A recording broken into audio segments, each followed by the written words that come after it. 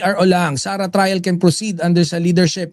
No TRO, tuloy ang impeachment trial. O kasi matatandaan nyo, nagpaano na sila eh. Di ba? Nagpa-TRO ay tinanggihan ng Supreme Court. Magpuproceed na. Actually, nagano na sila eh. Di ba? Nag-convince sila as impeachment court nung and I think sa July pa, yun nga lang, yun ang problema. Sa July pa. 'Di ba? Tuloy ang Sara trial. Wala na makakaharang diyan. Yung TRO, wala, suntok sa buwan na rin yun.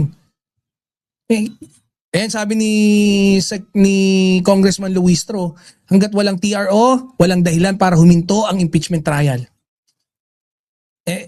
Eto mga mandirigma, no? Mga birador, mga Siresa Force.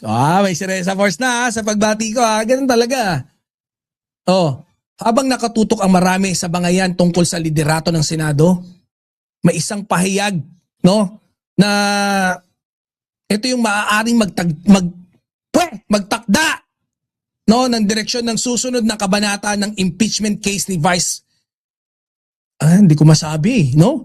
Ni Sara Duterte na lang.